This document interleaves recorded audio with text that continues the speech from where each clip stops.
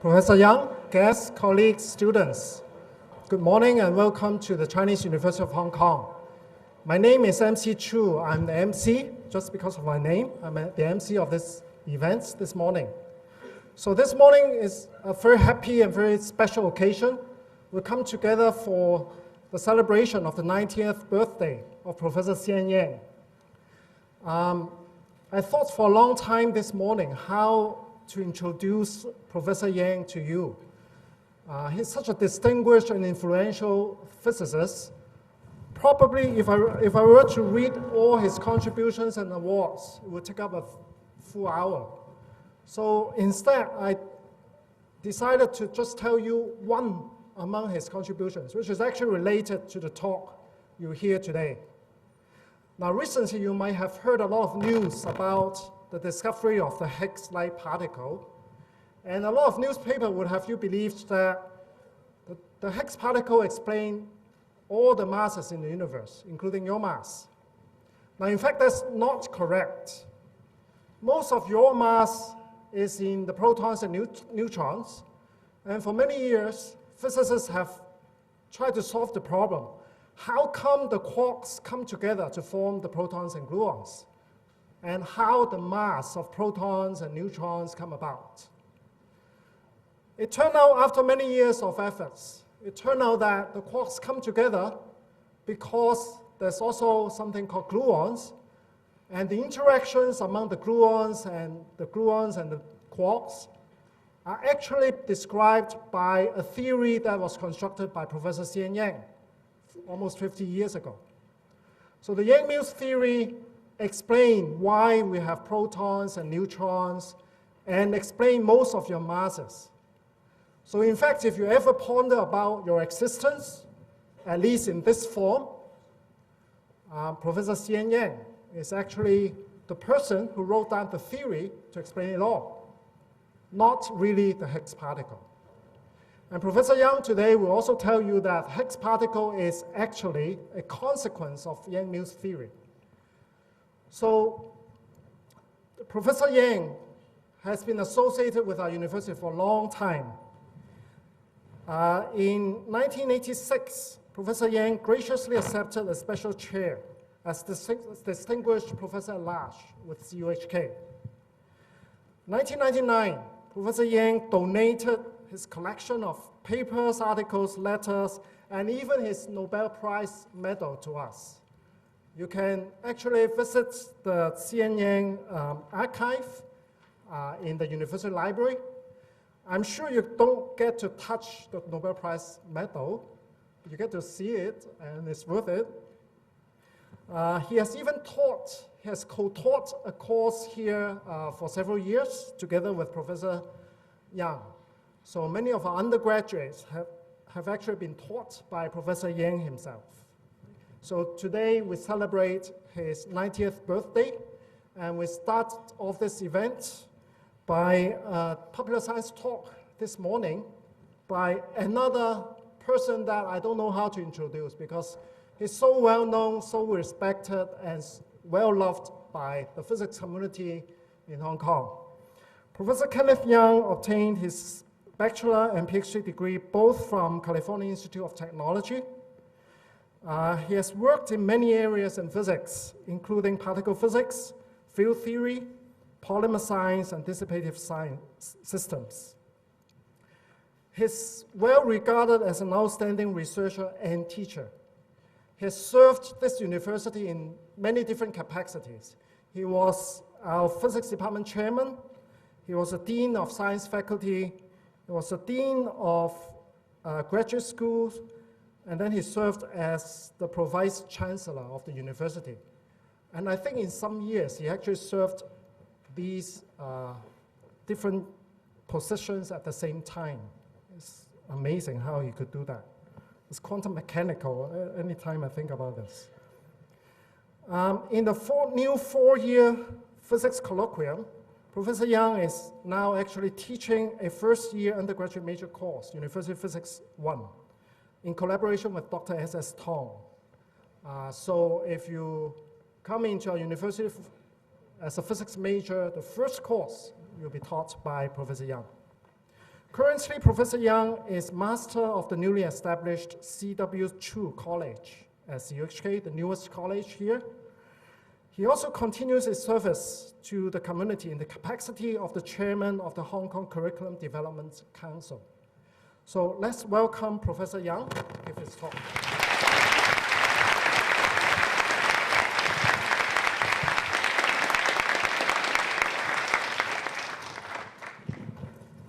Thank you, MC, for that kind introduction. I'm delighted to have this opportunity to give this talk to such a large audience and in celebration of Professor Yang's birthday. And of course, Professor Yang is my hero as much as he is yours.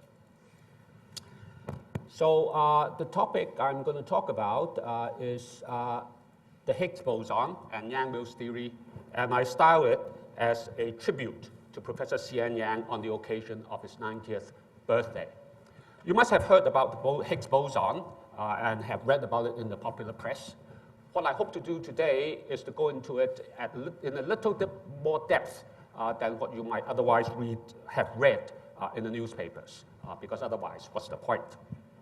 So first of all, by way of introduction, the first reason we want to talk about the Higgs Boson today is because it is in the news.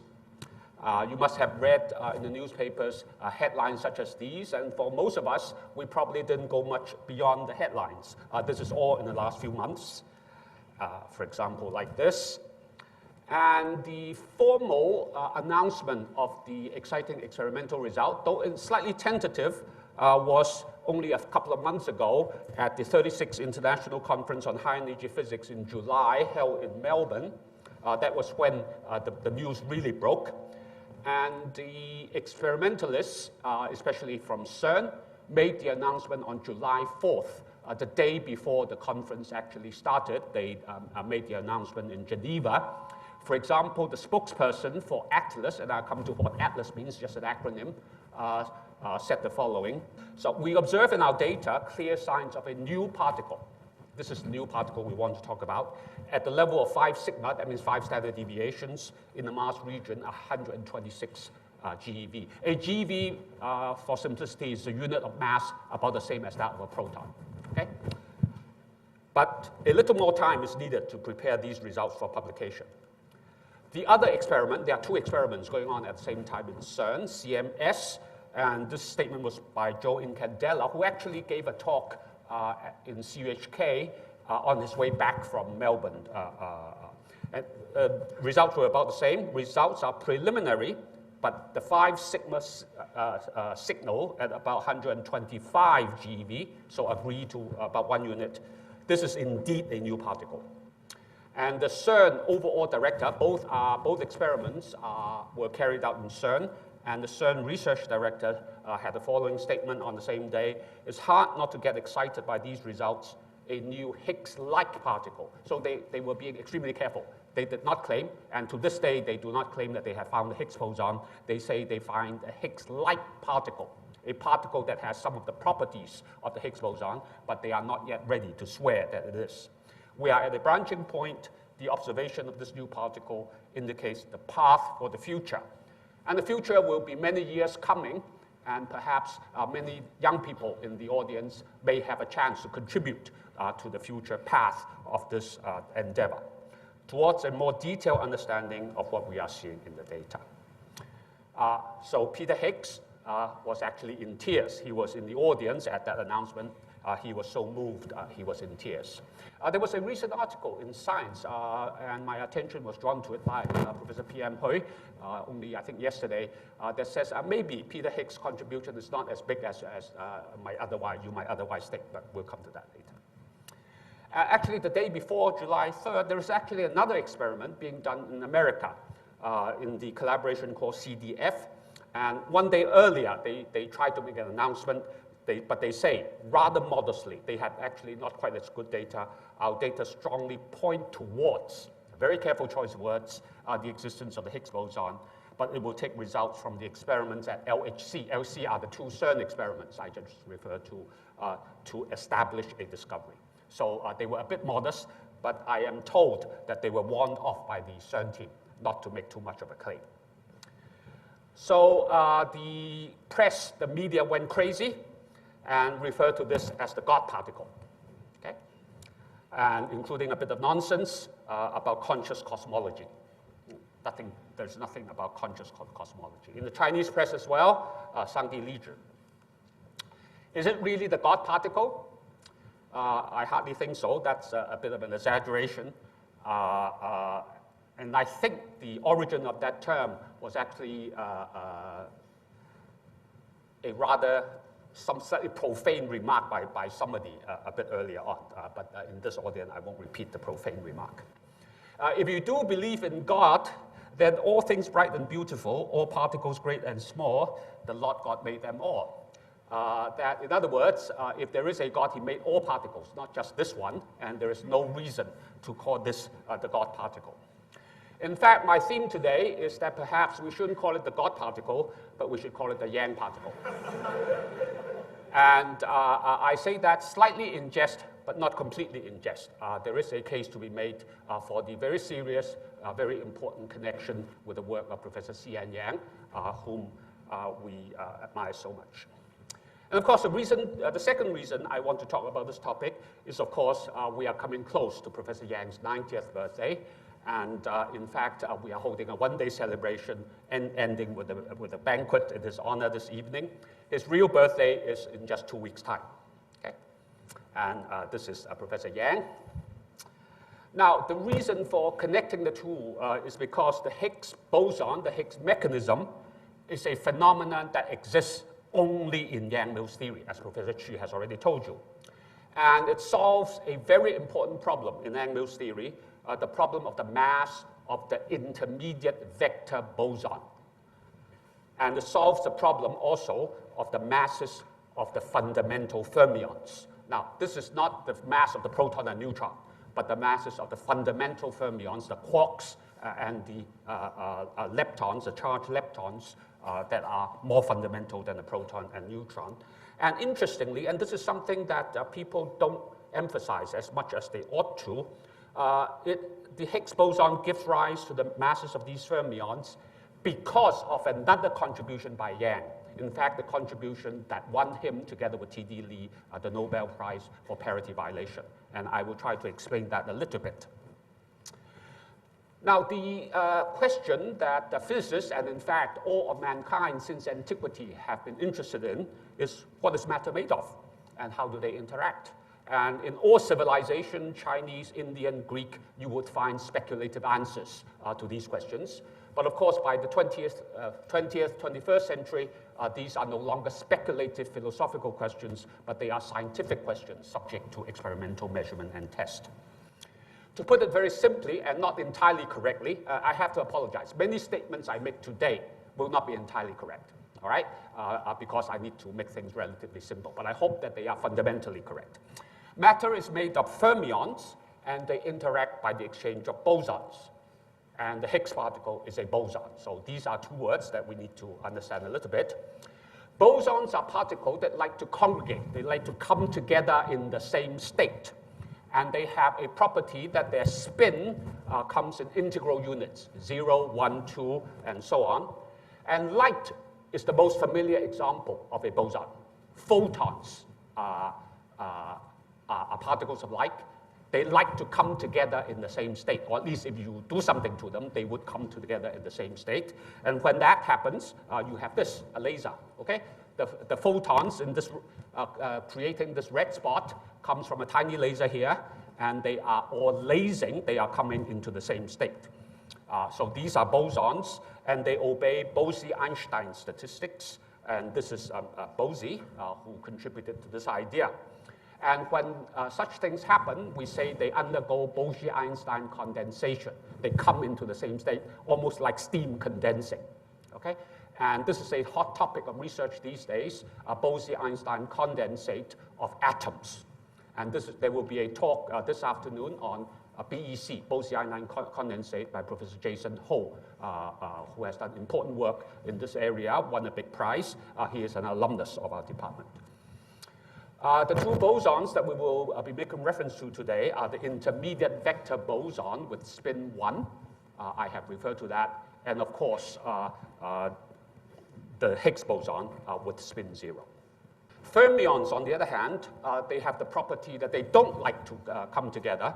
They exclude each other, almost like you, the audience on seats. If one person is in one seat, the second person cannot be in the same seat.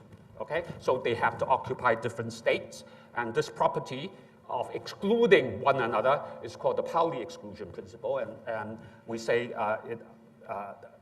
they obey Pauli-Dirac statistics. And the name fermion is named after Fermi, who is shown here. And by the way, without Fermi-Dirac statistics, there would be no chemistry, because the second, the third, the fifth, 92nd electron would all go into the 1s state, and everything would be just like hydrogen. And we can then forget about the chemistry department. Sorry, Thomas. The fundamental fermions that we are talking about, nature is made of these fundamental fermions. The top table refers to the lighter particles that interact only electrically and weakly. They are called the leptons. Lepton is just a Greek word for being light. They are the 3 types of neutrinos, and then there are 3 types of electron-like particles with -1 unit of charge. And then there are 6 types of quarks with fractional charges, either 2/3 units or -1/3 units, and I won't go through the names. And whether the leptons or the quarks, they exist in what we call 3 generations. And this is actually a great mystery, why there should be 3 generations and what are the relationship among the 3 generations. This remains a mystery today, and we don't understand why. The world of physicists are trying to at least measure some properties related to the relationship among these 3 generations. And in particular, probably the second most important announcement in experimental particle physics today is due to a team of which Professor M.C. Chu is a part. That is an experiment being done in Daya Bay to measure the oscillation among the 3 generations of neutrinos. And Professor Ju will be giving a talk this afternoon in the symposium. So the 3 types of neutrinos actually turn into each other with a particular rate. And a parameter related to the oscillation between 1 and 3 was measured and announced for the first time this year to great precision and a bit of fanfare by the Daya Bay experiment, of which not only Professor Ju, but some of our students are a part. But my talk today about Higgs particle focuses more on the vertical relationship within a column, which we call a doublet, a pair of particles, for example, the electron neutrino and the electron, that differ by 1 unit of charge. The one on top has 1 unit of charge more than the one at the bottom, and this is true both for the leptons and also for the quarks. So this is a doublet, this is a doublet, this is a doublet. By the way, neutrons and protons are made up of U and D only. Right? So most of us are made up of just U, D, and the electron. Right? That constitutes much of what is in here. Oh, by the way, I have to make a confession. I said matter is made up of all these things, and if I give that answer in the exam, I would get a mark of 4 out of 100.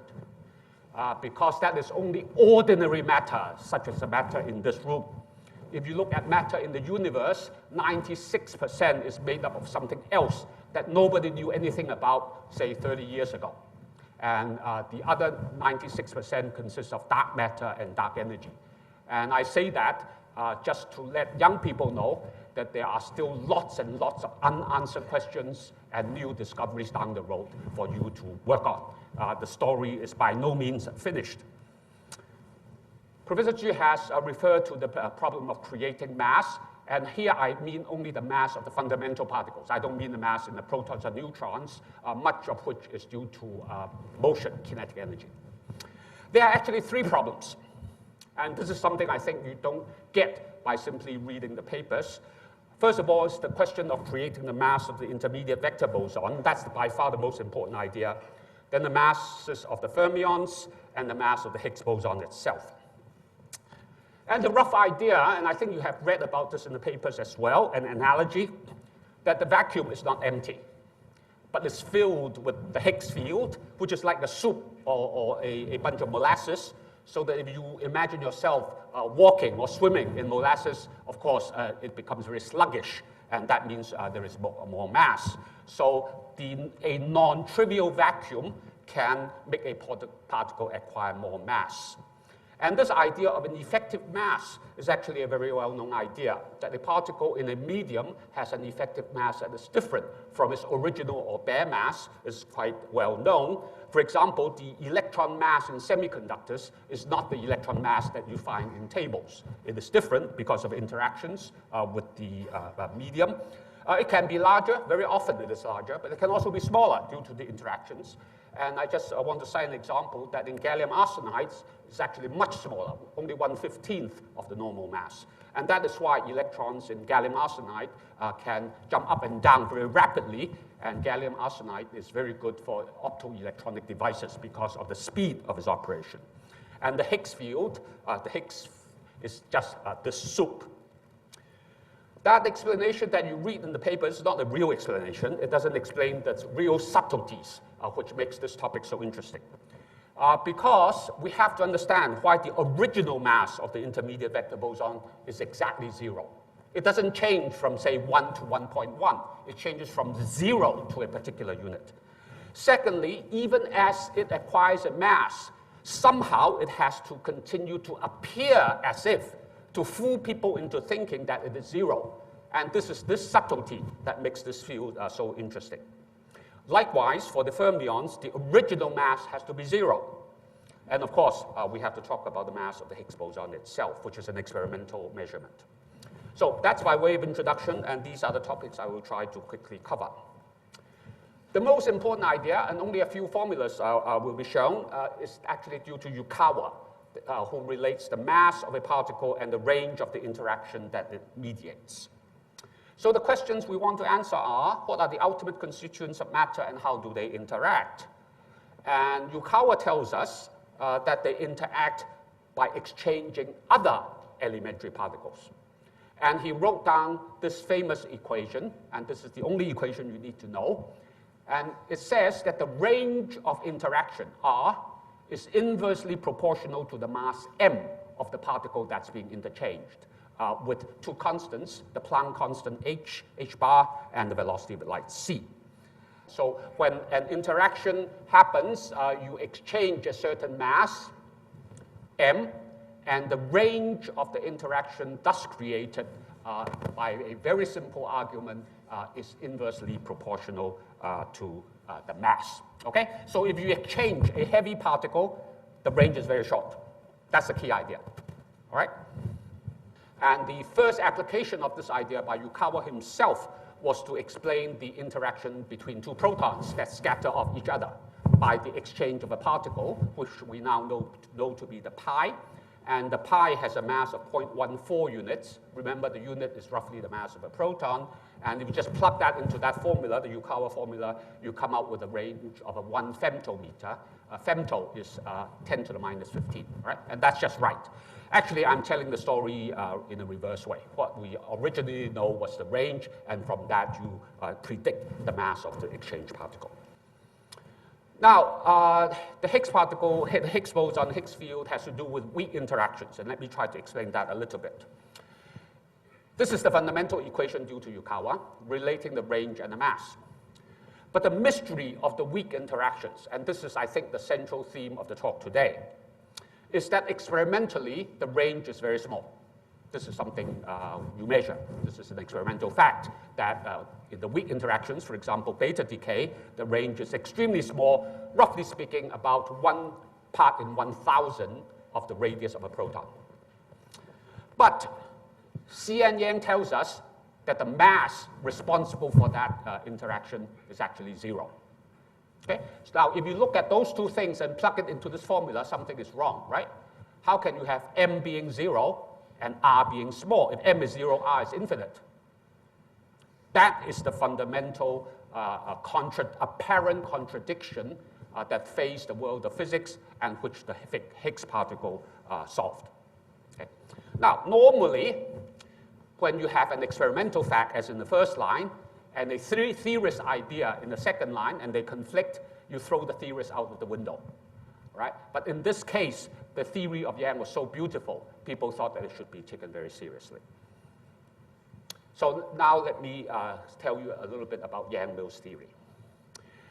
Fundamental interactions among particles are of 4 types and listed in the order of their strength. And it turns out that YangMills theory now provides a unified description of the first 3. Okay. So a great interaction. So between YangMills and Einstein, it is 3-1. So what is YangMills theory? Why does it require the mass of the boson to be 0? And how did Higgs resolve the contradiction? The key idea of gauge theory is a paradox, that some things in the theory are needed, but they do not matter. Things are needed, but they do not matter. So this may recall to you a similar, well, in quantum mechanics, those of you who have studied quantum mechanics knows that you are talking about a complex wave function psi, and the probability is what you measure, which is the absolute square of the wave function. So if I change the phase of the wave function by multiplying by e to the I theta, it doesn't change anything. So because you have to talk about a complex number, the phase is needed, but the phase does not matter. And the phase, for those of you who don't know complex numbers, is just like the position of the hand of a clock, like an angle in going around a circle. Okay? So that's quantum mechanics. Now, in electromagnetism, there is also something that you have to mention but does not matter. The absolute voltage does not matter. And I think anybody who has studied even elementary electricity knows this, and you must have heard about this if you have a pigeon standing on one electric wire, and the electric wire is at very high voltage, 10 kilovolts. The pigeon is actually quite comfortable. The absolute value of the voltage does not matter. But if the pigeon has 1 foot on each of 2 wires, and the difference between the 2 voltages is 10 kilovolts, the difference matters. And if there is a difference, and if, in other words, if V1 minus V2 is large, then you can get ready to eat roast pigeon, for which, incidentally, Shatin is famous. So that means if the absolute value of the voltage does not matter, then I am entitled to add a constant to every voltage. So the constant value does not matter. And the generalization of that statement, and here I have to be a bit abstract, the voltage is one example of what we call the 4 potential, A mu, and you can change A mu by adding something that looks like that's a gradient, all right? And that part does not matter. So that's just a generalized idea of adding a constant to the potential. Gauge theory actually relates these 2 ideas. Remember I told you that the phase theta of a wave function, complex wave function, does not matter, and I now just told you that you can add the gradient of this to Em. And it turns out this idea in quantum mechanics and this idea in electromagnetism are related, and that you should do the 2 together and even allow this to be position dependent. That is the key idea of gauge theory, which was not invented by Yang. What YangMills did was a generalization of the idea, originally like the hand on a clock face in 2 dimensions, so only 1 angle. They generalized it to the idea of a hand pointing to the surface of a globe, all right? So it is the surface, the 2-dimensional surface of a globe rather than a plane. And I have some symbols there, never mind. So he generalized it from 2-dimensional internal space to 3-dimensional internal space. And this is the famous paper of Yang and Mills, and slightly enlarged. And interestingly, that paper, published in 1954, was on 1st of October, Professor Yang's birthday. Okay? Likewise, his parity paper. Now I have to corrupt the young people. You have all learned multiplication, that A times B is equal to B times A. I have to tell you that is not always the case. And in YangMills theories, you have to deal with objects that obey multiplication rules that we say do not commute. AB is not equal to BA. That simply means in 3 dimensions, if I do a rotation A and then do a rotation B, that's not the same as doing it in the reverse order. But this is a beautiful theory, YangMills theory, published in 1954. But it was largely ignored because of a basic difficulty. And this is a quote from that paper. we come to the question of the mass of the B quantum. The B quantum is just our intermediate vector boson. We do not have a satisfactory answer. Nowadays, if you write a paper to which you do not have a satisfactory answer, the referee will reject the paper, okay? Those were more tolerant times. And so it goes on to say a conclusion about the mass of the B quantum is, of course, very important in deciding whether the proposal is consistent with experimental information. Experimental information means that the mass is actually large, although that original paper did not refer to weak interactions. One person who commented on this paper was the famous physicist Pauli, and the top is his handwritten letter to Professor Yang. The bottom, handwriting was pretty bad, so Professor Yang actually typed it out for a record, and here I have enlarged it. But I was and still am disgusted of the vector field corresponding to particles with zero mass. So that is such a major problem because it disagreed with a very simple formula I wrote down. So Pauli was extremely unhappy with this proposal. And the resolution of this paradox, there are two resolutions. The first in strong interactions, and that is something that Professor Chu referred to earlier, is that the mass is indeed zero, and the range is indeed infinite. And the fact that it is infinite means that quarks continue to interact even when they are very far away, and you never see a free quark. That is part of YangMills theory.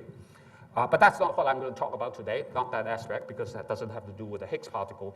The second resolution in a different domain is the weak interactions, and it is resolved by the Higgs mechanism. And this whole idea of YangMills fields has spawned so many Nobel Prizes. I will just show you a few. All these are related one way or another to the YangMills theory. For example, just show you the next one. The 2004 Nobel Prize was given to these three people for proving asymptotic freedom theoretically within the context of YangMills theories and showing that only YangMills has this property. Gross, I think, gave a talk here a few years ago.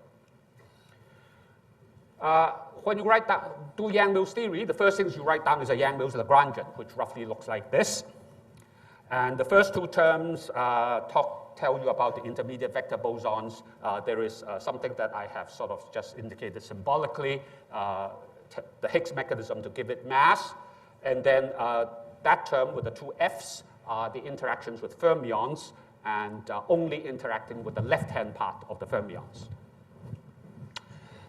Of course, most of you won't understand that, but I just want to tell you the following, that when you study classical mechanics, as I teach classical mechanics to year one students starting this last week, whenever you do classical mechanics, the first things you write down is F equals ma, Newton's laws, and everything flows from there. So now, when you study particle physics, the first thing you write down is a YangMills Lagrangian, and everything flows from there, okay? Now let me explain a little bit about the weak interactions. The basic weak interaction goes like this. The left-hand side, D and U, is a doublet. The right-hand side, neutrino and electron, is another doublet. So what happened is that one member of the doublet goes along, the D goes along, turns into a U by emitting a W. The neutrino goes along, absorbs a W, and turns into an electron. So that is the fundamental scheme of a weak interaction. You can turn an incoming neutrino to an outgoing anti-neutrino. That's a basic rule that is always allowed. So you have the D turning into U plus electron plus antineutrino, and that is roughly what is measured in diabe. And also you can add two spectators, other quarks that are doing nothing except just being there. And it turns out that when you add those spectators, this is a neutron and that is a proton. Okay, that is more precisely what is happening in diabe. Okay, this gives off energy which powers this electricity, and the antineutrinos are what Professor Chu measures. But we need to understand the vertex, the intermediate vector boson, the polarization, gauge symmetry, and higher order terms. So the vertex, by the vertex we mean that thing, and it always occurs between two members of a doublet emitting or absorbing a W. It can be any doublet, but only the left-handed part. And this is the result of the Li-Yang parity violation that flows from the Li-Yang parity violation that distinguishes the left hand from the right hand that is only the left-handed part for reasons that we don't understand, which interacts. Secondly is the intermediate vector boson, which is the red line in the middle, and this could be the W or the Z. And to repeat the central point, this object has a large mass and a small range. An important point, which is often omitted in popular discussion, is the polarization. And I suppose most young students here would have studied some electricity and magnetism and would know that the photon, or the electromagnetic field, is transversely polarized. That means if the wave is propagating in this direction, then let's say the electric field indicated in red here would vibrate this way, and the magnetic field will vibrate that way, both of which are transverse to the direction of propagation. And it is transverse, it turns out, because photons have zero mass. And the fact that it has zero mass allows you to ban the third possible polarization, which is longitudinal. If the mass is not zero, then there would be three polarizations. You can no longer ban the longitudinal polarization. Now, you can write that with fancy formulas, but the idea is actually very simple. If the mass is not zero, then I can run along together with the photon, because it cannot be traveling at the velocity at c. Okay? If I run along, then I don't know what is the longitudinal polarization. I cannot distinguish between transverse and longitudinal. So it's obvious I am not allowed to ban the longitudinal polarization. But then you see that if the mass changes from 0 to even slightly non-zero, it is not a continuous change because the polarization changes from 2 to 3. It's a qualitative change. Even if the mass is tiny, tiny, tiny, it's a qualitative change. The polarization goes from 2 to 3. So if you were somehow to have a mechanism that turns on the mass, you have to steal a polarization from somewhere. And that is one of the problems that Higgs solved. Okay? Now, but then you can ask, why do we insist the mass to be 0, theoretically? Why did Yang require the mass to be 0? Well, the reason that Yang proposed was that otherwise it would ruin gauge invariance and the theory would not be elegant. That's a good answer, but it's not a really perfect answer. Because although we theoretical physicists like to have elegant theories, if the real world is inelegant, it's inelegant. You cannot use that as a perfectly strong argument. The argument, which sometimes is, again, in popular accounts, is not given, has to do with the higher order terms. So if you have, let's say, an intermediate vector boson that's moving along, it can absorb another intermediate vector boson with momentum k, becomes k plus p, and then later on turn back to p. So an intermediate vector boson can have an intermediate state for a short time being something else. Okay? And you must account for these things. They must happen. And if that happens, the value of k is totally arbitrary. So you have to add up all possibilities, add over all possible values of k. And mathematically, that means do an integral over the variable k. And k is a 4-dimensional variable. And when you do that integral, it turns out it is horribly divergent. That is, you get a terrible infinity if m is not equal to 0. So that means if m is not equal to 0, the theory is not only inelegant, it is nonsense. Because if you continue to calculate, the next order you get infinity. Right? So it is inconsistent. It is an impossible theory. That is the real reason why m has to be 0. So in summary, there is something very special about m being 0, and we must maintain those features rigorously as if m is equal to 0 in order for the theory to be consistent. And the answer to that turns out to be the Higgs mechanism. And the key point is to be or not to be, and the mass to be or not to be 0. This recalls something that you might have heard about in wave-particle duality, whether a particle to be or not to be a wave. That sounds like a superficial contradiction, and in fact, the whole idea of quantum mechanics is built upon the recognition that you can have something that is at the same time a wave and a particle.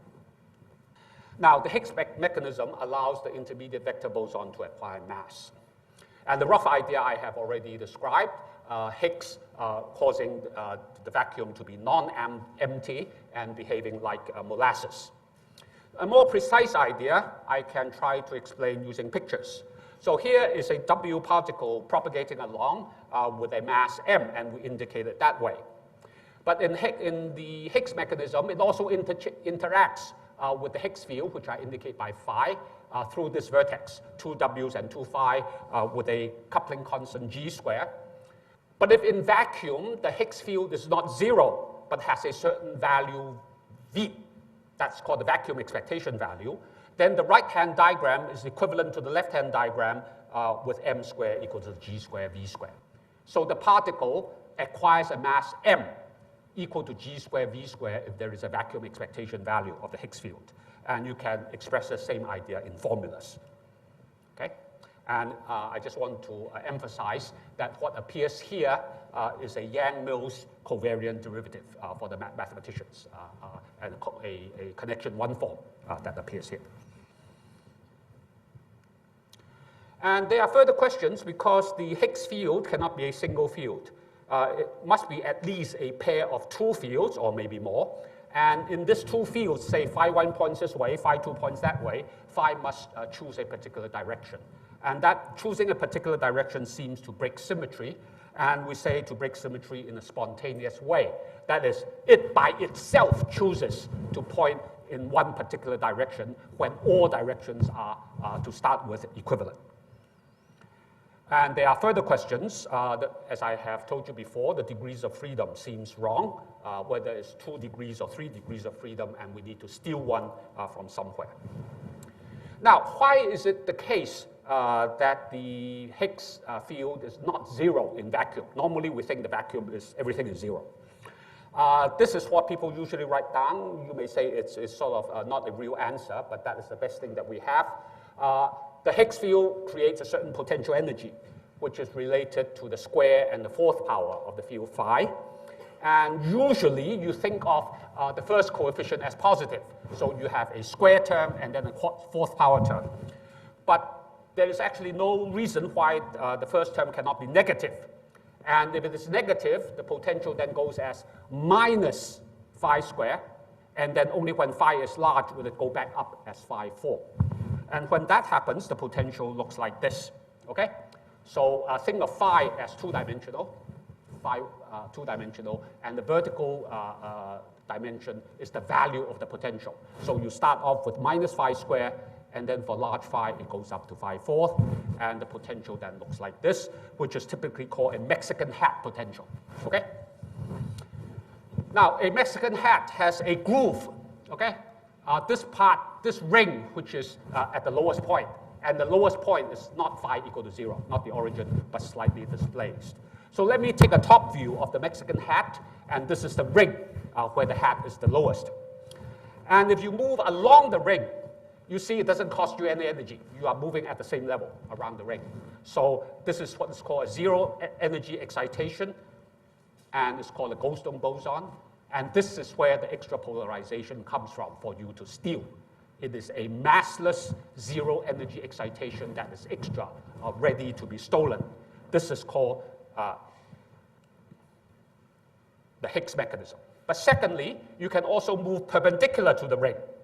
When you move perpendicular to the ring, remember the Mexican hat goes like this, you are moving up a well. Okay? And when you move up a well, it costs energy.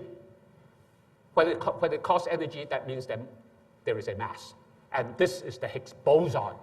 Now, I am very careful to distinguish between the Higgs mechanism, which is necessary and already proven in the standard model, and the Higgs boson, which is what is supposedly new experimentally. Okay? And I think in the interest of time, I will skip this part, how it also provides mass to the fermions. And the mass is proportional to the strength of the interactions. Except to say, why is the original mass of the fermions equal to 0?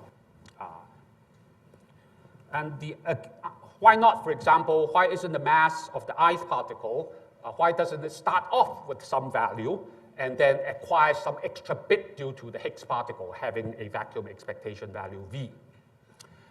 If that's the case, the mass would not be proportional to the coupling constant. And the answer, again, comes back to Professor Yang. This is a famous saying by Professor Yang that symmetry dictates interactions. And you can turn that around to say that interaction dictates symmetry. And the idea is the following, that Yang and Lee in 1956 proposed parity violation, that the left hand is not equal to the right hand. And in fact, we now know that it is violated maximally, namely that in the weak interactions, only the left-hand part interacts. If only the left-hand part interacts, then it cannot have mass. Now, seems like a mysterious statement. You can write formulas, fancy formulas with Dirac spinors and so on, but I can explain that rather heuristically. Left hand and right hand means the spin is spinning either this way or that way along the direction of motion. Okay? So it's a matter of, for physicists, the helicity. But if the particle has mass, again, you can go to its rest frame. Then it doesn't have a direction of motion. So you cannot even distinguish between the left hand and the right hand. So the very fact that the interaction selects the left hand means that you are able to make that distinction, which means you cannot ever go to the rest frame, which means the mass has to be 0 to start with. And all the mass comes through the Higgs boson. Okay? So now let's come to Mr. Higgs. The whole idea was proposed in 1964 in 3 classic papers. In chronological order, the first one by Englert and Brout. A few weeks later, a couple of months later, a paper by Hicks, and then a few months later yet, a paper by Guralnick, Hagen, and Kibble, proposing basically the same idea. Okay? If we have time towards the end, we can discuss why, if Higgs was not the first paper, but the second, why everybody calls it the Higgs particle, and it looks like Higgs is going to win the Nobel Prize, if not the others. But just to quote from the very first sentence of the very first paper, and to justify my claim that the Higgs particle is really deeply related to YangMills, that sentence says, it is of interest to inquire whether gauge vector mesons acquire mass. This is what we've been talking about, through interaction. By a gauge vector meson, we mean a YangMills field associated with the extension of a Lie group from global to local symmetry. All right? And if you want to know what is a Lie group, come join the mathematics department. So there is a question of priority for the 3 papers, and those who are very careful refers to this mechanism in this long-winded way as the Englert, Brout, Hicks, Guralnick, Hagen, Kibble mechanism. And they jointly won the Sakura Prize in 2010 for this event. You see one person is missing. Higgs was unable to make that ceremony. But Higgs actually, if Higgs has a claim on the Nobel Prize, he was not perhaps the earliest, but he actually made a statement about the new particle. You could say that all 3 papers discuss the Higgs mechanism. Only the Higgs paper talked about Higgs particle, but in a very casual way. The only thing he said is just these few words, quoted from his paper, that equation 2b describes waves whose quanta have bare mass, blah. And the bare mass now turns out to be 125 or 26, okay? The other guys didn't mention this.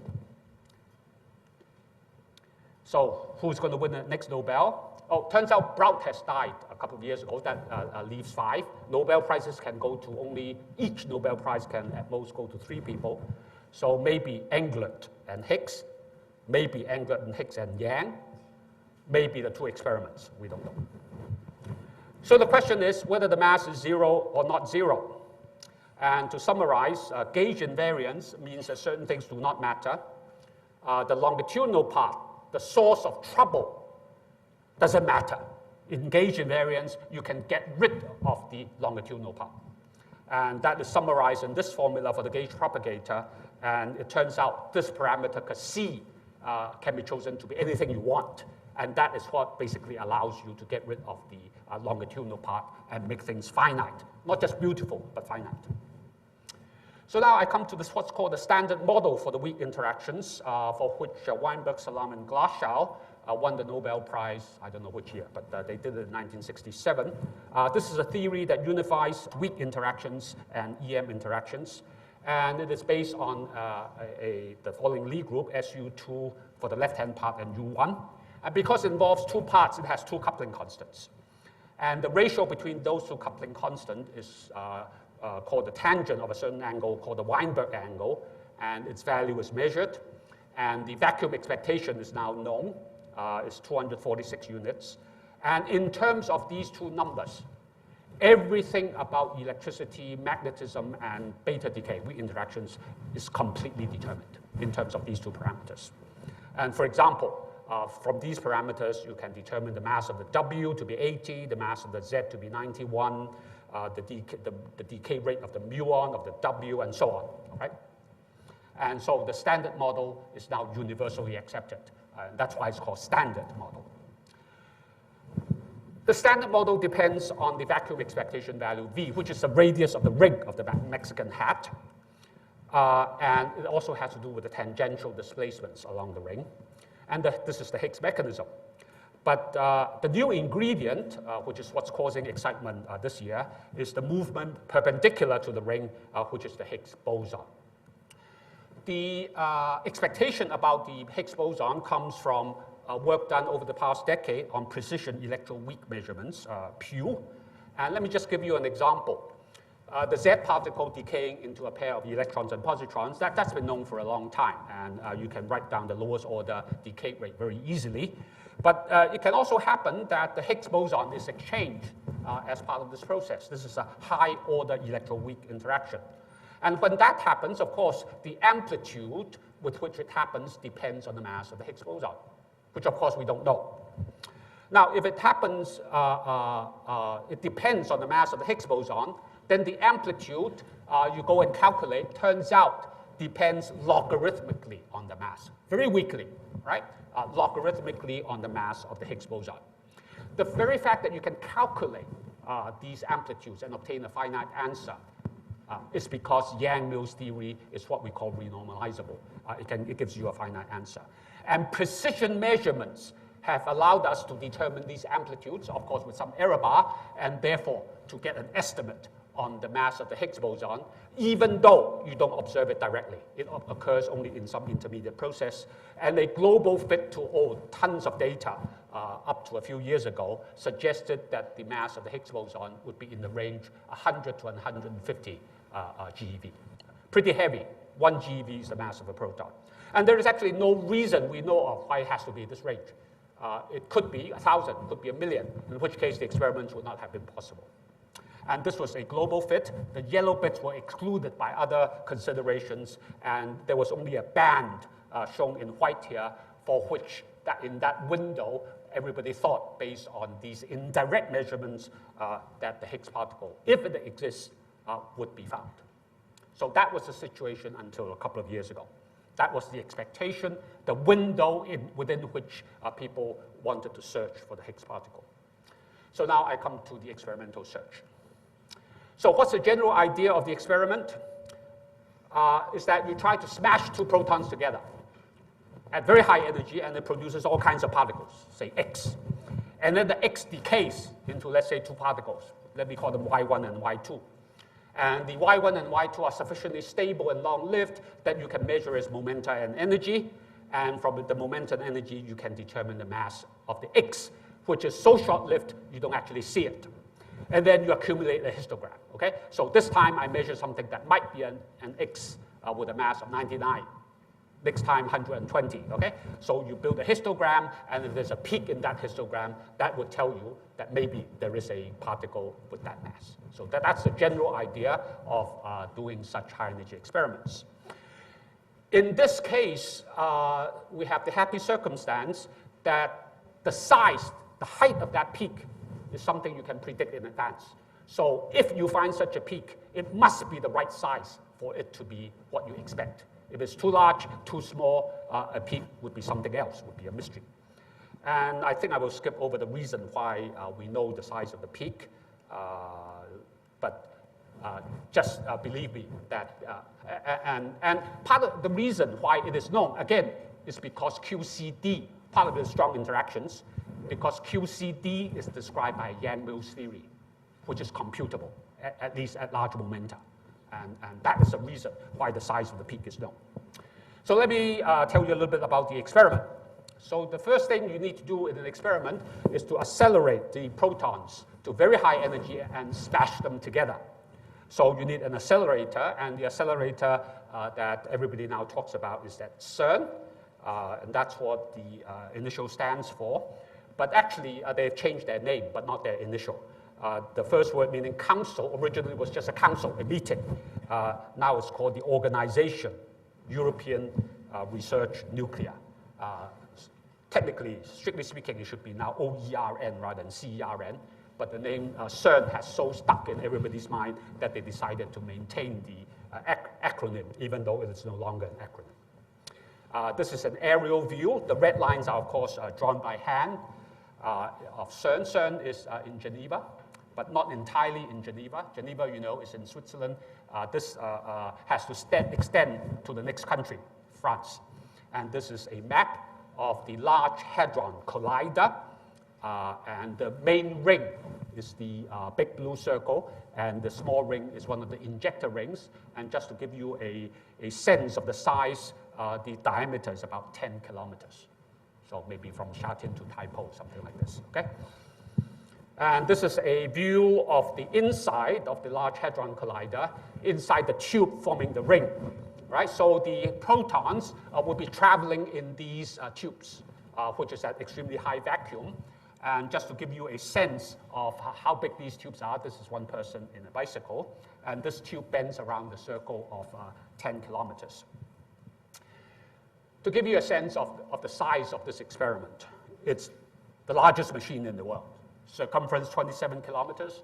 There are 9,000 magnets, and a magnet, I don't mean something like this. A magnet is something like this, okay? It is cooled to very low temperatures, first with 80 tons of liquid nitrogen down to 80 Kelvin, and then 120 tons of liquid helium down to 2 Kelvin. So it's the largest refrigerator in the world. The particles are accelerated to very close to the velocity of light, 0.9999999, the speed of light. And the energy is so many electron volts. So you know what a volt is. The battery in here is 1.5 volts or something. This is so many volts, okay? And it is actually the best vacuum in the world. The vacuum in the tube is 1/10 that of the surface of the moon. Because if you have any bit of air in there, then the protons that are going around will hit the air and get all destroyed. So you need a very high vacuum. And when the thing is used to do heavy ion experiments, the effective temperature is 100,000 times that at the center of the sun. And it has the most powerful supercomputer system in the world, both locally in Geneva and remotely linked to something like 10,000 computers around the world. And I don't mean these things, right? Each one is a supercomputer. So you have the accelerator with protons going around. So when they hit each other, every once in a while, you need detectors to measure the products. And there are two main detectors at 2 points in the ring, called a toroidal LHC apparatus, ATLAS, and the compact muon solenoid, CMS. And this is a view of the ATLAS detector. So the protons are traveling along the beam into the page and out of the page, and the detection apparatus goes around like this, so that every direction is covered. To give you a sense of the size, this is a man. Okay? And this is a schematic of the ATLAS. The size is 53 meters long. How much is this room? This room is maybe 15 meters, something like this. Okay? 35 meters tall, 30 meters wide, and the floor is 92 meters below ground level. And it weighs 7,000 tons. The other experiment, CMS, is a bit smaller, but basically the design is the same. And again, I think you can see some people here, I think. Okay? And the beam is traveling this way. This is an illustration of a scattering event. You have two protons coming together, forms a Higgs particle, decays into two Zs, and each Z decays into two muons. So in the end, you see 4 muons going through a cross-section of the detector like this, and this is a reconstruction from the signals obtained from the detectors. You see 4 very rapidly traveling objects. This is a 4 muon event. The collaborations are huge. ATLAS involves 3,000 scientists and 1,000 students doing one single experiment. CMS, about the same. and a typical publication has 2,000 authors. And let me just show you, and the author list reads like a telephone directory.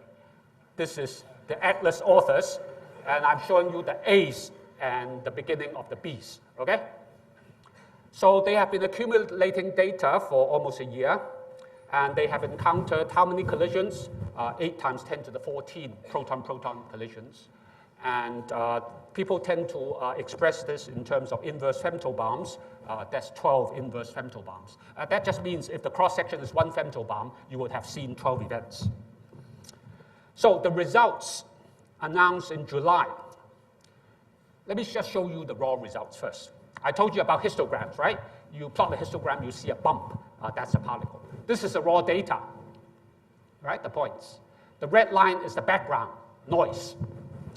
And supposedly, this little bump is the Higgs-like particle. And if you subtract the background, it is this little bump.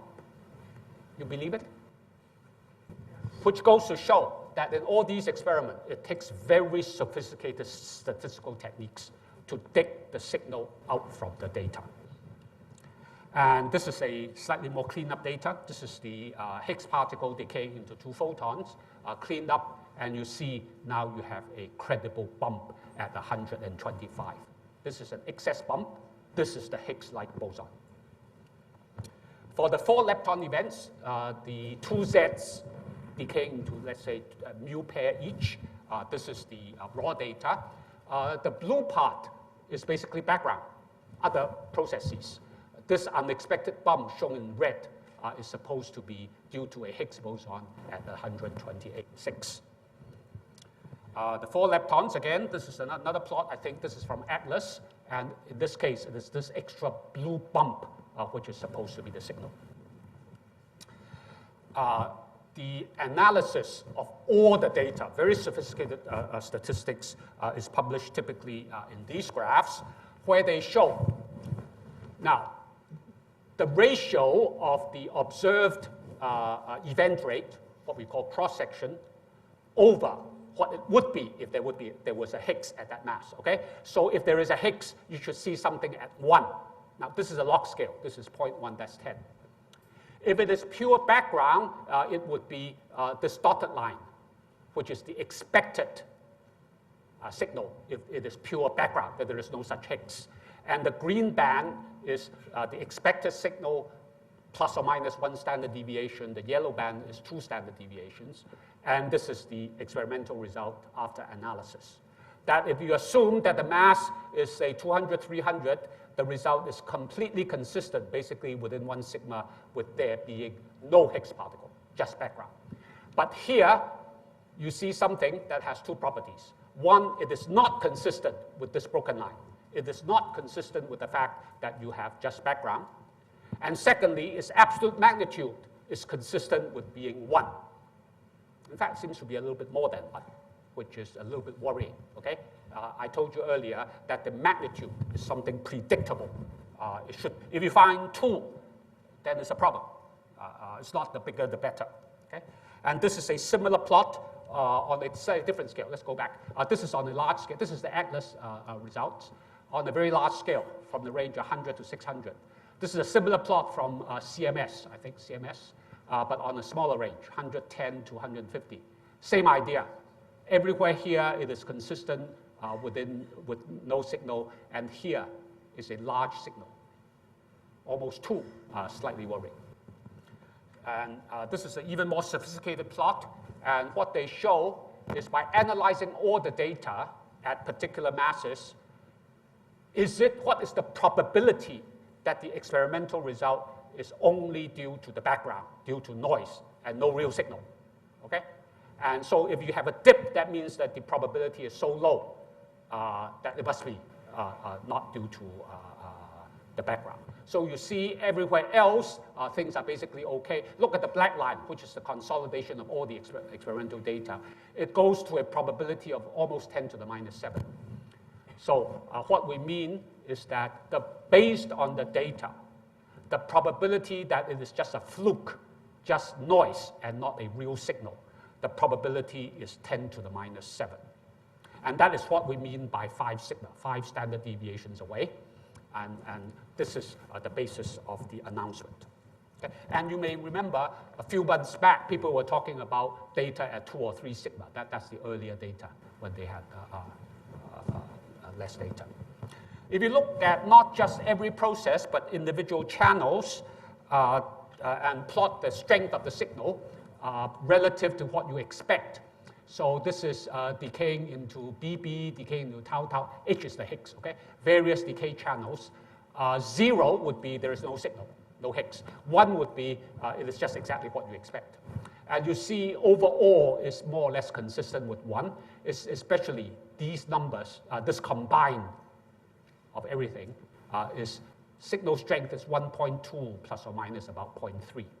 So very consistent with what you expect. Except that this one seems to be a little bit too high, 2 standard deviations away. And if that persists with more data, that could be a problem. It could mean that there is the Higgs boson, but it's a little bit more complicated than the simplest model would suggest. So it's not the end of the story. There is a lot of work, further work to be done.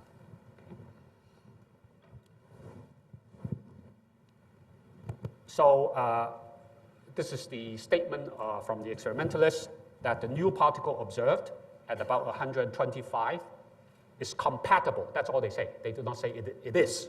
It is compatible within the limited statistical accuracy with being the standard model Higgs boson. Okay? So experimentalists are very careful. However, more data are required to measure its properties, such as the decay rates in the various channels, like I just showed you now, and ultimately its spin and parity. Because this particle, depending on the spin and parity, would shoot off the decay particles in different patterns, different angular patterns, and hence ascertain whether it is indeed the standard model Higgs boson or the result of new physics beyond the standard model. Now, because if it's a Higgs boson, it will be spin 0. That means if you go to its rest mass, the decay pattern should be totally symmetrical in all directions. And if that should turn out not to be the case, that would be something very strange. And by the way, I should mention one thing that, again, sometimes young students don't realize. Physicists get more excited when the results are unexpected. If it turns out to be expected, it's nice, but if it's unexpected, you would have found something new. And by the end of 2012, in a few months' time, CMS expects to more than triple its total data sample, and hence to probe further the nature of this new particle. So this is ongoing work. And by way of conclusion, the work that has been announced over the last few months provides good evidence for at least a Higgs-like particle at a mass of 125. It seems to interact in a way as predicted by YangMills. And going back to the conceptual problem, it reconciles 2 superficially contradictory requirements. Namely, that on the one hand, the intermediate vector boson experimentally has a large mass, but that it should have 0 mass according to Yang and Mills. And come back to the problem posed by Professor Yang in his 1954 paper, we come to the question of the mass of the B quantum, which is just the intermediate vector boson, to which we do not have a satisfactory answer. Now we do have a satisfactory answer due to this work, and now it is consistent with experimental information. That is the problem posed by Yang in 1954, and which now seems to be satisfactorily resolved. So, and trying to answer this question has driven the advance of particle physics for almost 60 years. It is now answered satisfactorily, beautifully, elegantly, and it relies on the interplay of several subtle ideas. YangMills theory and parity, also due to Yang, are both important in this story. So with that, happy birthday to Professor Yang. Okay, thank you.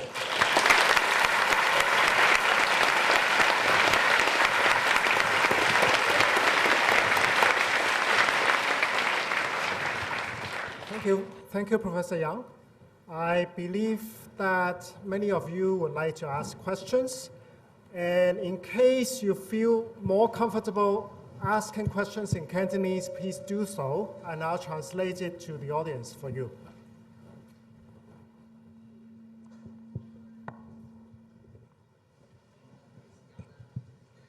questions？唔使怕醜啊，可以用廣東話問啊。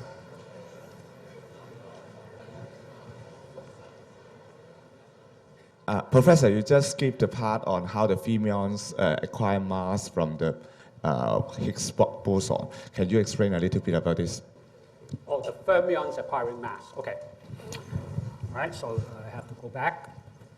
No, I have to find. Oh, let me just write here. Maybe easier. If you have the fermion propagating, and it has some mass m, that's the picture I would draw. But if it interacts with the Higgs boson with a coupling constant C, okay, and if the Higgs particle has a vacuum expectation value V, then this picture is the same as that picture if m is equal to C times V. Okay. And this actually can happen with any one fermion. So the I fermion with a certain coupling Ci, so Mi is equal to Ci times V. Right? And you may ask why this is only one Higgs boson and not two. For that, you have to write down the theory, and it comes down to the dimensions. The fermion has dimensions 3/2, and this has dimension 1. So if you add two of them, that has too many dimensions, and that gets you into trouble. So this is the basic formula. So the interaction is proportional to the mass. Now, this actually should remind you of the principle of equivalence, because in gravity, the interaction of a particle with gravity, that is its weight, is proportional to its mass. That is the principle of equivalence. So we also have a kind of principle of equivalence here, provided you don't have a bare mass to start with. That is, you don't have the mass was 0 in the absence of this mechanism. Okay. Does that answer your question to some extent?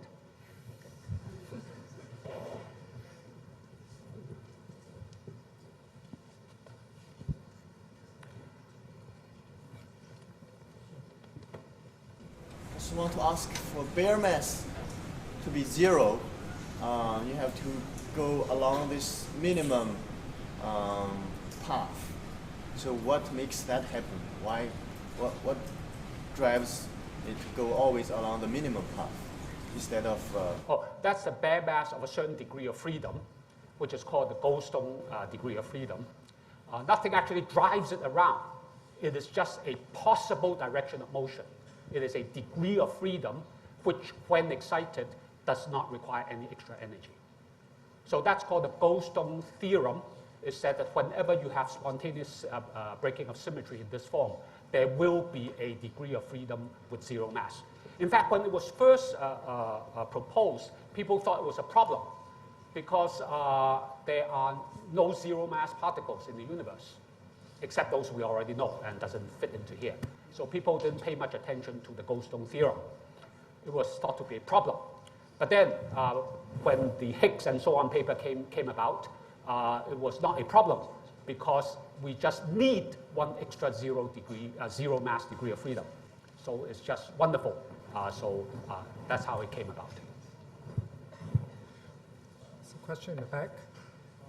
First, I want to say thank you for your lecture, and I get a little more familiar with this theory. And just now you have mentioned in the latter part of the lecture that the symmetry dictates interaction. And then in the end, you mentioned parity. Because I've just got familiar with this theory, so I want you to explain more about symmetry and parity and yeah, that kind of thing. Thank you. Okay. I think I recognize you. You are one of our new graduate students. You are one of our new graduate students. Yeah, I'm Ivy. Yeah, Ivy. Okay. Symmetry dictates interactions is a famous saying by Professor Yang. If you really want to understand it, you have to come take my course, PHY 4510, which is the course I co-teach with Professor Yang. It's all about that idea. Some of the students here have taken that course. But the idea is simply this. If you insist that you have gauge symmetry, a local symmetry, then the Lagrangian that you can write down is heavily constrained. In fact, so heavily constrained, it is basically unique up to one parameter. So once you specify the symmetry, so long as it is a gauge symmetry of the YangMills type, you know the nature of the interaction up to one parameter. That's why it is such a powerful principle. Okay? And in fact, in that course, I will actually derive that. So that is symmetry dictating interactions. Now, when I say use that on parity, that is an extension of that idea, and sort of in reverse, interaction dictating symmetry. That, in other words, because the weak interaction involves only the left-hand part. So you must have a symmetry, in this case it is an SU2 symmetry, related only to the left-handed part of the spinner of the wave function, left-handed part of the wave function, and not the right-handed part. And if you require the symmetry to be an exact symmetry when you rotate the left-handed part, but do nothing to the right-handed part, then you can easily show that a mass term is not allowed. All right? And that's a mathematical statement, but the physical idea behind that I have already mentioned. Namely, that if there is a mass, you can go to the rest frame, and then you can't distinguish between left and right-handed spins. Okay? And therefore, that means it cannot have a mass, because you have interaction only with the left-handed part. You are not allowed to have a mass. Not allowed to have a mass until you turn on interactions. Okay? Excuse me, I want to ask, what are the relationships between the zero mass particle and the oscillation of the electric field and magnetic field in the propagation of EM waves? Okay. You all know about EM waves, light. So when you have light, that is a wave propagating from the light bulb to here, direction of propagation, electric field and magnetic field in the perpendicular directions, right? That's what high school students learn. Now, it turns out light is not truly continuous. If you turn the intensity down and down and down so low, you can find by careful experiments that actually come as single particles called photons. And those photons are massless. They don't have mass. Okay? And it is only because they don't have mass that it is possible to have only two polarizations and not the third. Okay? Let me repeat the argument. If they do have mass, then they cannot be traveling at c, okay, the ultimate velocity. And therefore, you can run alongside it, and it would appear to be at rest. If it is at rest, there is no way to distinguish between transverse and longitudinal, because longitudinal refers to the direction of motion. When you have no motion, what is longitudinal? So there is no way to ban the longitudinal polarization, and you must have three. And if you have three, when you are running along with it, by Lorentz transformation, it must remain three in every other frame. Thank you. I would like to ask that what extra, maybe some evidence to prove the existence of the Higgs bosons, because they say that it is a Higgs-like particle, and what do we need further? Thank you. Well, first of all, the bump has to be much clearer. That's simple, to establish the existence of a particle at that mass. I think that evidence is pretty good now, but I think it could be further improved to reduce the noise. Secondly, as I said, this particle you have to look at its decay patterns. You know, when it decays into particles, what is the angular distribution? And that will tell you whether it is spinning, because the Higgs particles is supposed not to be spinning, has spin zero. So the decay should be isotropic, the same in all directions. If that doesn't turn out not to be the case, then it would have to be something else. Then there is another concept called the parity, that the decay pattern has to be sort of symmetric when you reflect it. So that would establish the spin and the parity. Then the Higgs boson also is supposed to have certain properties. For example, its decay rate into various different so-called channels, the different ways of decaying, each has a particular predicted rate. And all those have to be checked. And you have no free parameters. And you are checking maybe 8 or 10 different decay amplitudes. And if they all come out to to be correct, then I think people will be quite comfortable in saying that it is indeed a Higgs particle, a Higgs boson as predicted. Now, there are actually many versions of the Higgs bosons. What people have written down, what I have shown, is just the simplest possible version. If the simplest possible version doesn't quite work, it is likely that we would have to invoke a slightly more complicated version and rescue the theory. Good morning, Professor Yang. May I ask you some question? It seems that the standard models has predicted already 61 of the standard particles. So may I ask that if the LHC proved that the boson chatter is not actually the Higgs boson, so what will happen to the standard model? Thank you. Okay. Now, let me see if I understood your question correctly. You say that the standard model is already so successful in explaining a host of phenomena in electroweak interactions. What if the Higgs boson turns out not to be the case? What would happen? Now, as I try to emphasize, I try to distinguish between the Higgs mechanism, which is going round that circle, and the Higgs boson, which is going perpendicular to the circle. There are possible ways by which you can preserve all the properties of going round the circle while doing something slightly different perpendicular to the circle. So not having a Higgs boson need not be necessarily fatal to the standard model, for which there is so much experimental evidence. Now, the whole idea depends on the Higgs interaction. You see the Mexican hat. Let me take a cross-section of the Mexican hat. And that goes because we go as minus phi squared plus phi 4, okay, with some coefficients. Okay? And that basically constrains the theory. Now you may ask, why am I allowed only to write a quartic, fourth order? That is actually a belief in renormalizable theory, that you are not allowed to write anything higher. Because if you do so, when you start computing, you again get infinities that you don't know how to deal with. Okay? But I don't know whether that's a fundamental objection, because if you go higher, you get infinities. That could be simply because we are dumb. We don't know how to handle the infinities. It may not be a problem with nature. It's a problem with us. Could be. Not many people would believe that. The requirement that the theory be computable without infinities actually imposes very serious constraints on what you can write down. And nothing very complicated, okay? And it's a very interesting idea that by things that look simple are the only things that make sense. If you write things that are, if you write phi to the 6th power, you get infinities when you keep computing. And that's one of the successes of quantum field theory, and makes life actually much simpler in a certain way, that you need not explore all possibilities that you can dream of, but only a limited range.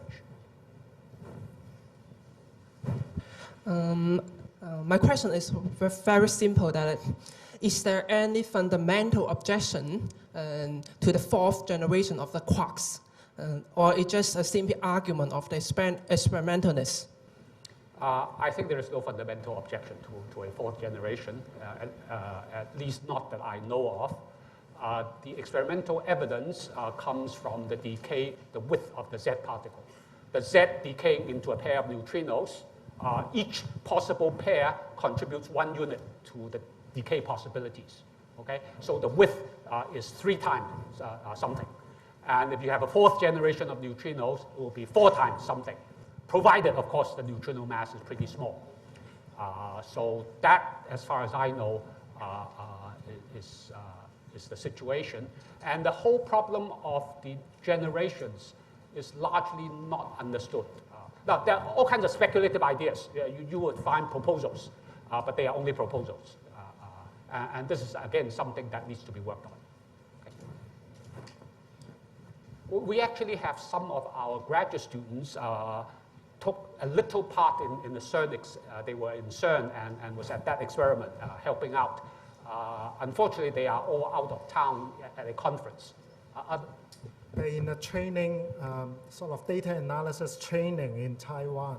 Yeah. They're actually learning how to do this analysis that Professor Yang is mentioning. So otherwise, I would have asked them to tell you their experiments, their experience in participating in this huge experiment.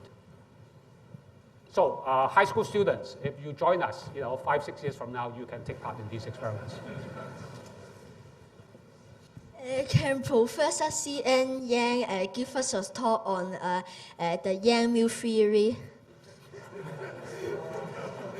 Okay, make sure you record this and show it to Professor Yang. All right? Any other questions? This one here. Professor Yang, near the end of your talk, you mentioned several experiments agree with each other, but there's one outlier with this tool. What kind of discovery will you anticipate regarding this tool in the experiments? Well, my attitude, and I think the attitude of most physicists, is that let's not jump ahead of ourselves. It is now only a 2 standard deviation discrepancy. And we typically take 3, 4, 5 standard deviations before we take it very seriously. You look at the raw data, you see it's not that simple. So let's pin the data down first before speculating. And pinning the data down, I think, will take a few more months. Yeah. Yes. Will the proton decay actually? Will they decay? Will the proton decay? So that's a good question. Nobody knows. And it's an interesting question for the following reason. Although the electric and weak interactions are unified in what I have described by a YangMills theory, the strong interactions is also described by a YangMills theory, but they are 2 different YangMills theories that are not yet unified. Right? Not yet unified in the sense, if I use mathematical language, they are the exterior product of 2 separate Lie groups with different coupling constants, and that's not satisfactory. So people have asked the question whether or not they can be unified into a single, so-called grand unified theory, in a single group, single symmetry group. If you go along that path, it is possible to write down such theories. And the simplest possible one is called, I think, SU5. And if you do that, a consequence of that theory is that the proton is not stable. Okay? And in the simplest possible version of that theory, the lifetime of the proton is, I think, predicted to be 10 to the 30 or 31 years. Very careful experimental searches have been done, and I think it has been ruled out. A lifetime of that order of magnitude is ruled out. But it does not rule out the possibility that the proton may decay with a lifetime of, say, 10 to the 35 years. Okay? Now, if it's a lifetime of 10 to the 35 years, what does that mean? That means if you have 10 to the 35 protons in the universe, one of them will decay in the next year. So it's in principle detectable, right? You don't have to wait that long. You can do the experiment in 1 year, provided you have a large sample and high precision. Okay? So the simplest version of grand unified theory is ruled out by experiment. But the lifetime of the proton, we have no guarantee that it is perfectly stable. And in some sense, people tend to believe that it probably will decay. That would be my belief. There is no fundamental reason let's put it this way. The usual belief that it is stable depends on a certain conservation law, the conservation of baryon number. That is something we are told when I was a graduate student. That's something we learned. It's a conservation law. But what is the reason for it? Actually, there's no good reason for it. And nowadays, we tend to believe that every good conservation law must be based on a YangMills theory, a gauge principle. And there is no gauge principle connected to baryon number. So people's gut feeling is that at some level, we don't know the number, that should be violated, and protons should decay. But don't worry, not in your lifetime.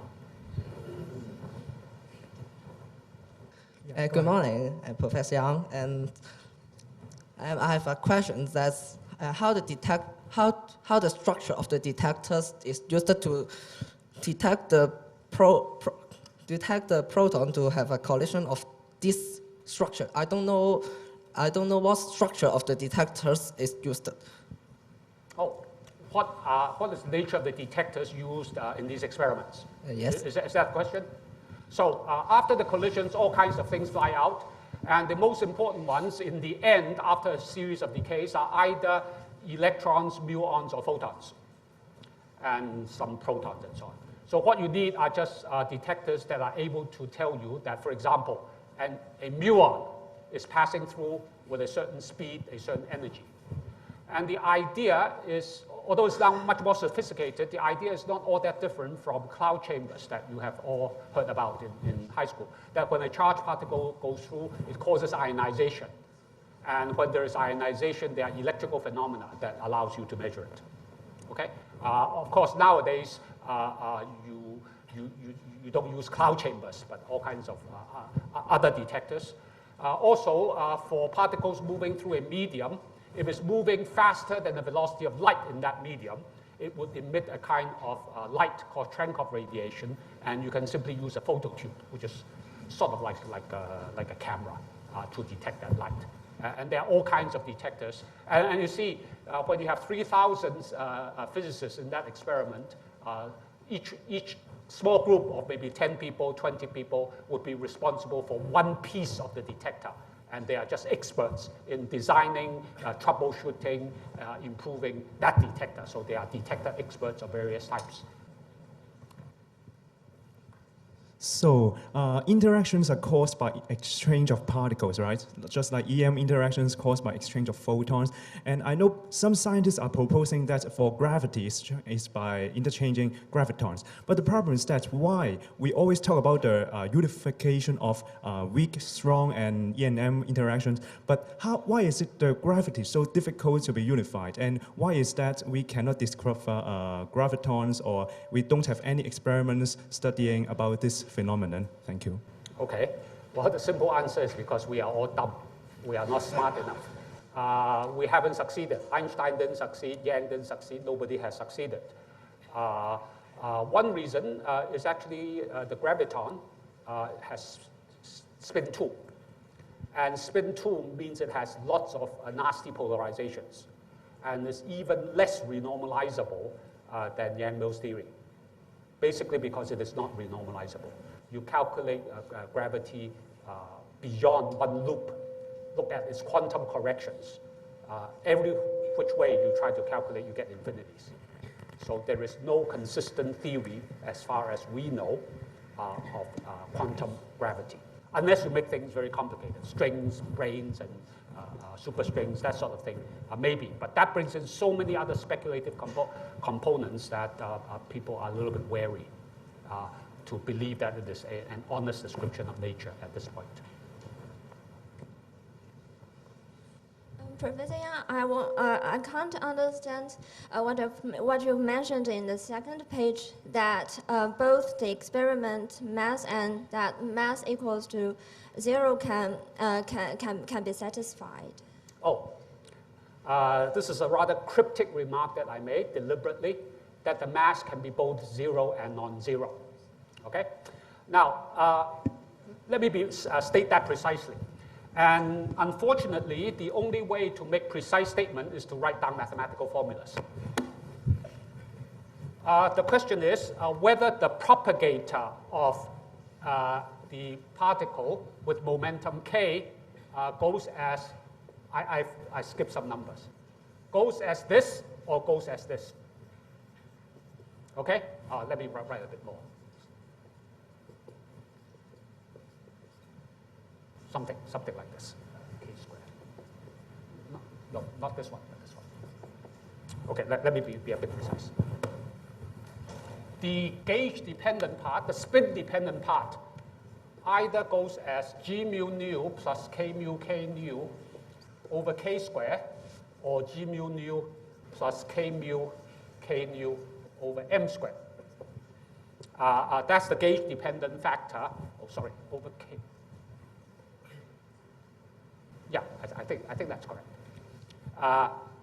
And in general, this is okay, because when k becomes large, this stays finite. This is bad because when k goes large, this goes up as k squared.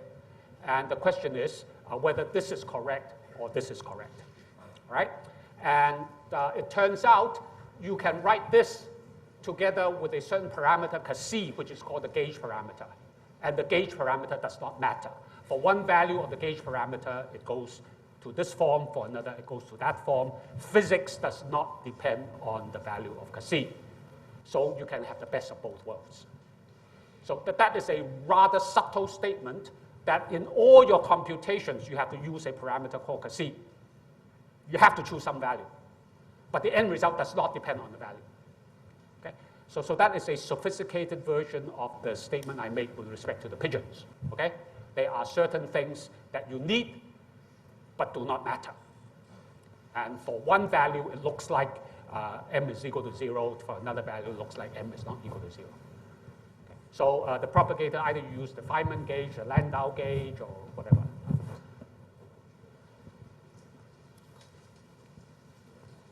Professor Yang, hello, and I'm something simple question. I'm not sure. Higgs mechanism is the theory that we saw a problem coming to a mass.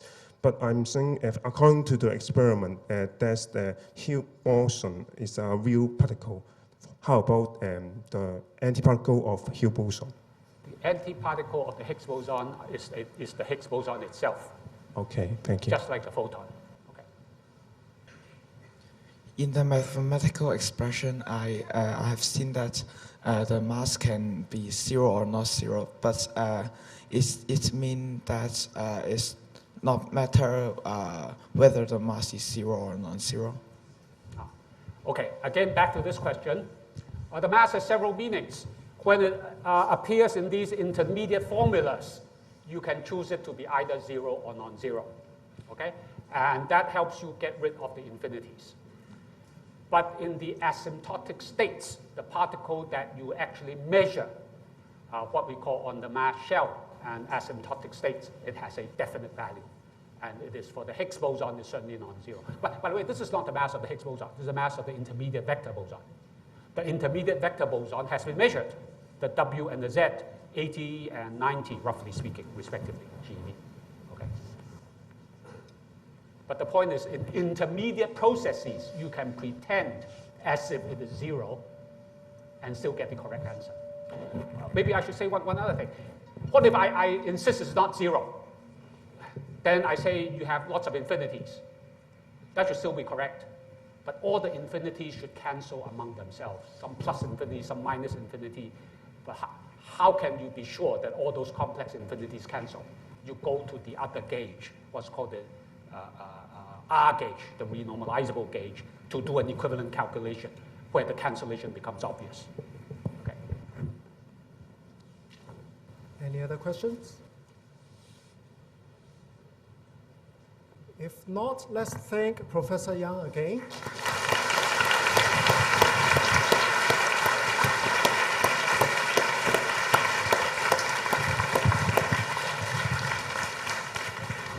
And in case you are crazy enough, you still want to ask questions, you're welcome to stay behind. A few of us will stay behind to entertain your questions, in Cantonese even, right? Okay, thank you all for coming.